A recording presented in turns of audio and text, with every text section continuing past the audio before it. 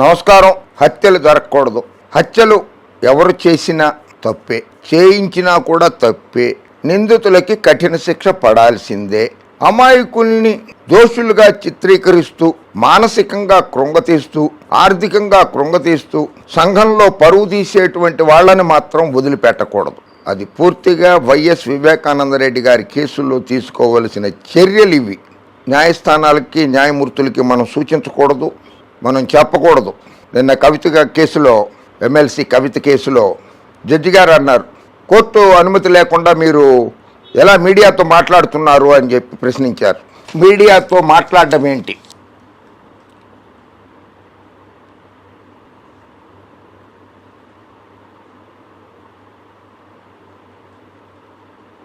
మరి గౌరవనీయులు, సౌమ్యుడు, మంచివాడు, నాకు మంచి ఆప్తమిత్రులు వైఎస్ వివేకానందరెడ్డి గారి హత్య గురించి ఆంధ్రప్రదేశ్ మాజీ ముఖ్యమంత్రి నారా చంద్రబాబు నాయుడు, ఆయన పుత్రుడు లోకేష్ బాబు, లోక్సభ సభ్యులు రఘురామకృష్ణంరాజు, పచ్చ మీడియా, ముఖ్యంగా పచ్చ మీడియా, దుష్ట చతుష్టయ మీడియా ప్లస్ నర్రెడ్డి సునీత గారు, వైఎస్ అలియాస్ మురుసుపల్లి షర్మిల గారు, ఇంకా చాలామంది మీడియాతో మాట్లాడుతున్నారు.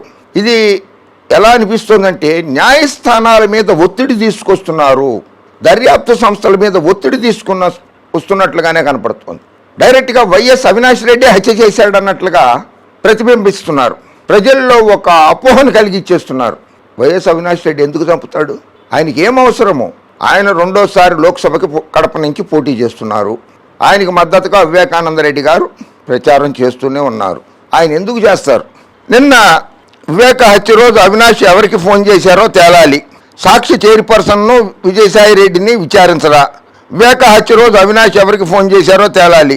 భాజపాతో జగన్కున్న అవినాభావ సంబంధం అందరికీ తెలుసు. సిబిఐ దర్యాప్తుపై ఒత్తిడి ఉండవచ్చని సునీత అనుమానం. ఏమ్మా, సిబిఐతో పొత్తు ఎవరు పెట్టుకున్నారు? సిబిఐ మీద ఒత్తిడి ఎవరు తీసుకొస్తున్నారమ్మా? సిబిఐ మీద ఒత్తిడి తీసుకొస్తే వైఎస్ అవినాష్ రెడ్డి, వైఎస్ భాస్కర్ రెడ్డి గారు అరెస్ట్ అయ్యి ఉండేవాళ్ళేనా?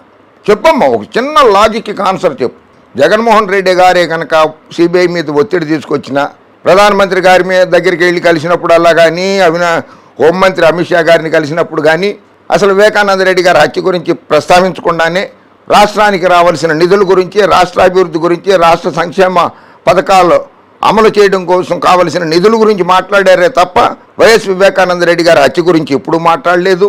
ఆయనే కనుక ఒత్తిడి చేసి ఉంటే అవినాష్ రెడ్డి గారు అరెస్ట్ అయ్యి బెయిల్ మీద ఉండేవారే కాదు. భాస్కర్ రెడ్డి గారికి బెయిల్ ఎప్పుడో వచ్చేసి ఉండేది. కనుక ఇటువంటి దుర్మార్గపు అసత్యాలను ప్రచారం చేయకండి తల్లి. 2, భారతీయ జనతా పార్టీతో పొత్తు ఎవరు పెట్టుకున్నారమ్మా? చంద్రబాబు నాయుడు గారు ముఖ్యమంత్రిగా ఉండగా వివేకానంద రెడ్డి గారి హత్య జరిగింది. ఆయన స్పెషల్ ఇన్వెస్టిగేటివ్ టీముల్ని 2 వేశారు, 1 కాదు. ఆయన సిబిఐని తరిమేశారు ఆంధ్రప్రదేశ్ నుంచి ఆ రోజుల్లో. అందుకని సిబిఐ ఎంక్వైరీ కావాలని చెప్పి వైఎస్ జగన్మోహన్ రెడ్డి గారు, సునీత గారు, మీ తల్లి గారు సౌభాగ్యమ్మ గారు ఆంధ్రప్రదేశ్ హైకోర్టులో రిట్ పిటిషన్లో దాఖలు చేశారు సిబిఐ ఎంక్వైరీ కావాలి అని. హత్య చేసినా, హత్యకు ప్రోత్సహించినా కూడా జగన్మోహన్ రెడ్డి గారు హైకోర్టు ఆఫ్ ఆంధ్రప్రదేశ్లో ఎందుకు పిటిషన్ వేస్తారు సిబిఐ ఎంక్వైరీ కావాలని చెప్పమ్మా? అప్పుడు ముఖ్యమంత్రి కాదు జగన్మోహన్ రెడ్డి, చంద్రబాబు నాయుడు ముఖ్యమంత్రి. అదే చంద్రబాబు నాయుడు ఈ రోజు నాడు భారతీయ జనతా పార్టీ పొత్తులో ఉన్నారమ్మా. జగన్మోహన్ రెడ్డి గారు ఎలా ఒత్తిడి తీసుకొస్తారు భారతీయ జనతా పార్టీ నేతల మీద? చెప్పమ్మా. ఎన్నికల సమయం కదా అని ఇష్టం వచ్చినట్లు అడ్డగోలుగా అసత్య ప్రచారాలు చేయడం కాదమ్మా. సాక్షి మీడియాలో ఎందుకు గుండెపోటు మరణంగా ప్రసారమైందనే కోణంలో ఆ సంస్థ చైర్పర్సన్ను అలా ఎందుకు చెప్పారని విజయసాయి రెడ్డిని విచారించరా? వివేక హత్య జరిగిన రోజు తెల్లవారుదామున ఫోన్ కాల్స్ ఎవరెవరికి వెళ్ళాయి? హత్య చేస్తుండగా ప్రత్యక్ష ప్రసారం చేశారా? ఈ అనుమానాలను నివృత్తి చేయాలి. ఎన్ని సంవత్సరాలు అయిపోయింది, ఇప్పుడు అనుమానాలు వస్తాయమ్మా. ఇప్పుడు ఎందుకంటే దగ్గరకు ఇది ఎన్ఐఏ, నేషనల్ ఇన్వెస్టిగేషన్ ఏజెన్సీకి ఇవ్వాల్సిన కేసు ఇది. సిబిఐ కూడా చాలదు. సిబిఐ ఎస్పీ రామ్ సింగ్ గారిని సుప్రీంకోర్టు బదిలీ చేసింది తల్లి. రామ్ సింగ్ని సుప్రీంకోర్టు బదిలీ చేసింది. కేసు విచారణ తప్పుదారి పట్టిస్తున్నాడనే అనుమానంతో.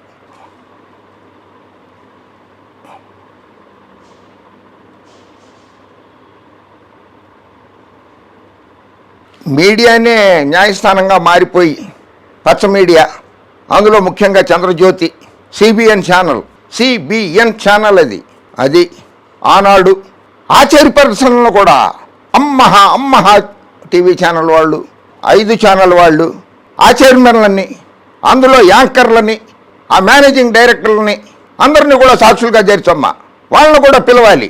వాళ్ళు కళ్ళతో వివేకానంద రెడ్డి హత్యను కళ్ళతో చూసినట్లుగా ప్రసారాలు చేస్తున్నారు. హత్య చేశా, నేనే హత్య చేశా, గొడ్డలు కదిరిలో నేనే కొన్నాను, అక్కడి నుంచి గొడ్డలు తీసుకొచ్చి ఆ గొడ్డలు పెట్టి కొట్టా చంపేశానని చెప్పుకుంటున్న వాడేమో అప్రూవర్గా మారిపోయి బయట తిరుగుతున్నాడు. సంబంధం లేని వైఎస్ భాస్కర్ రెడ్డి గారు జైల్లో ఉన్నారు, సంబంధం లేని వైఎస్ అవినాష్ రెడ్డి బెయిల్ మీద ఉన్నాడు అని ప్రజలు అనుకుంటున్నారు. హత్య జరిగిన గదిలో నుంచి సాక్షి మీడియాకే తొలుసు సమాచారం వెళ్ళిందని ఆరోపించారు. వాళ్ళ ఫోన్లో గురించి, అవినాష్ రెడ్డి గారి ఫోన్ గురించి, భాస్కర్ రెడ్డి గారి ఫోన్ గురించి, భారతమ్మ ఫోన్ గురించి, జగన్మోహన్ రెడ్డి గారి ఫోన్ గురించి, వీళ్ళందరి ఫోన్ల గురించి వివరాలు అడుగుతున్నావే. నర్రెడ్డి రాజశేఖర రెడ్డి గారి ఫోను, నర్రెడ్డి సునీత గారి ఫోను, వైఎస్ సౌభాగ్యమ్మ గారి ఫోను, వైఎస్ షర్మిల గారి ఫోను, ఈ ఫోన్ నెంబర్లో కూడా వివరాలు చెప్పండి. షేక్ షమీం ఫోన్లో వివరాలు కూడా చెప్పండి రాష్ట్ర ప్రజలకి. ఆ వివరాలు ఎందుకు అడగవమ్మా? స్థానిక సిఐని బెదిరించి మరీ రక్తపు మరకలను శుభ్రం చేయించడం వెనక ఆంతర్యం ఏంటని ప్రశ్నించారు. నిందితులతో అవినాష్కు పరిచయం లేదంటే నమ్మాలా? నమ్మకపో. ఐపీడీఆర్ డేటాపై కీలక సమాచారం ఫోన్ యాక్టివిటీలో ఉంది. ఫోన్ యాక్టివిటీలో ఉండుకోకుండా 24 గంటలు ఫోన్ జేబులో పెట్టుకుని ఫోన్ స్విచ్ ఆఫ్ చేసి ఉంచుకుంటారా? యాక్టివేషన్లో ఉండకూడదా? అదిగాక ఆయన ఎన్నికల్లో పోటీ చేస్తున్నాడు అవినాష్ రెడ్డి. ఆ ఎన్నికల్లో రోజు చాలామందితోటి మాట్లాడుతూ ఉంటారు. పొద్దున్నే లేచి ఆయన జమ్మలమడుగు, మైదుకూరు అటు వెళ్ళాలి. సన్నాహాలు చేసుకోవద్దా? మీటింగులకి సన్నాహాలు చేసుకోకూడదా? మాట్లాడకూడదా? పార్టీ అధ్యక్షుడు జగన్మోహన్ రెడ్డి గారి సలహాలు తీసుకోవాల్సిన అవసరం ఉండదా? తీసుకోకూడదా? ఆయన వదిన గారి ఆశీస్సులు తీసుకుంటాం తప్ప, భారతమ్మకు ఫోన్ చేశారు అనుకో, కాసేపు భారతమ్మకు ఫోన్ చేసి ఆశీస్సులు తీసుకుంటాం తప్ప, నీకు ఎలాగో అలవాటు లేదు ఆశీస్సులు తీసుకుంటాం. పెద్దమ్మల దగ్గర కానీ, చిన్నమ్మల దగ్గర కానీ, పెద్దండ్రి దగ్గర కానీ, చిన్న తండ్రి దగ్గర కానీ ఎవరి దగ్గర ఆశీస్సులు తీసుకున్న అలవాటే లేదేమో నీకు. Because you are highly educated. Viveka ఇంటి సమీపంలో హత్య రోజు తెల్లవారుజామున 3:15 సమయంలో ఒక వ్యక్తి పరిగెడుతున్నట్లు సీసీ కెమెరాలో రికార్డ్ అయింది. నిందితులతో సిబిఐ అధికారులు మరోసారి పరిగెత్తించి పరిశీలించారు. ఉమాశంకర్ రెడ్డి పరిగెత్తినట్లు తేలింది.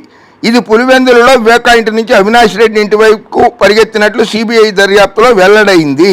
ఇందులోనే మీ డొల్లతనం తేలిపోతోంది. ఇక్కడే మీ డొల్లతనం తేలిపోయింది. నిందితులతో సిబిఐ అధికారులు మరోసారి పరిగెత్తించారు. అంటే ఇది ఏమైనా పోలీస్ ట్రైనింగ్? 10 సార్లు పరిగెత్తించడానికి, 100 మీటర్ల రేసులో పరిగెత్తు, 500 మీటర్ల రన్నింగ్లో పరిగెత్తు, సీన్ రీకన్స్ట్రక్షన్ చేశారా వాళ్ళు? ఇందులో అసలు ఏమన్నా మొహం కనపడుతుందా? పరిగెత్తినోడు ఎవడో ఏంటో.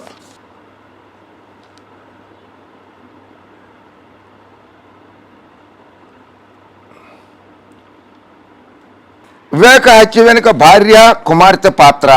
సంచలన విషయం చెప్పిన వైఎస్ వివేక పిఏ కృష్ణారెడ్డి. రెండో వివాహం తర్వాత ఆయనతో తల్లి కూతుళ్ల ఘర్షణలు. దస్తగిరి మిత్రులతో కలిసి హత్య చేయించారంటూ వాదన. తెలంగాణ హైకోర్టులో పిటిషన్ వేసిన వివేక సహాయకుడు కృష్ణారెడ్డి. తనను కేసులో ఇంప్లీడ్ చేయాలని న్యాయస్థానానికి కృష్ణారెడ్డి అభ్యర్థన. షేక్ షమీము, వివేకానంద రెడ్డి గారు ఎంత ఆనందంగా ఉన్నారు చూడండి.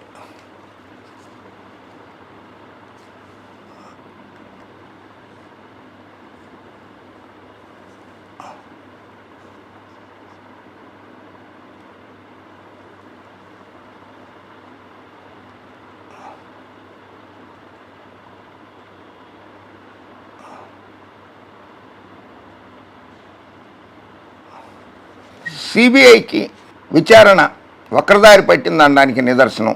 దస్తగిరి, ఎర్రగంగిరెడ్డితో సహా నిందితులందరూ కూడా వివేకానంద రెడ్డి గారికి అత్యంత సన్నిహితులే. ఆయన కుమార్తె సునీతకి, అల్లుడు నర్రెడ్డి రాజశేఖర రెడ్డి గారికి, పెద్ద బావుమరిది కూడా సన్నిహితులే. మరి ఈ కోణాన్ని అనుసరించి సిబిఐ దర్యాప్తు చేయాలి కదా, ఎందుకు చేయడం లేదు?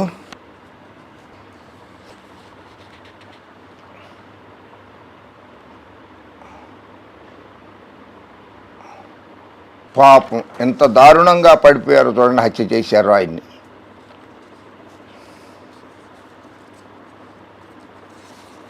ఇది వివేకానంద రెడ్డి గారి చనిపోవడానికి ముందు హత్య జరిగినప్పుడు ఆయన స్వదస్తూరితో రాసినట్లుగా చెప్పబడుతున్న లేఖ. నా డ్రైవరు నేను ఉదయాన్నే తొందరగా రమ్మన్నానని చచ్చేలా కొట్టినాడు.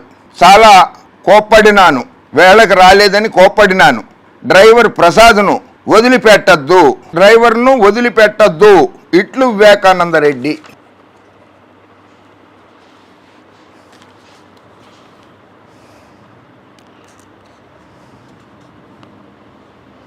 సునీతమ్మ వైఎస్ వివేకానంద రెడ్డి గారు షేక్ షమీము, ఆయనకి పుట్టినట్లుగా చెప్పబడుతున్నటువంటి కొడుకు. ఇందులో నేను కొన్ని పదాలు చదవలేకపోతున్నాను. షేక్ షమీము వైఎస్ వివేకానంద రెడ్డి గారికి పంపినటువంటి మెసేజ్, టెలిఫోన్లో వాట్సాప్లో పంపినటువంటి మెసేజ్ ఇది.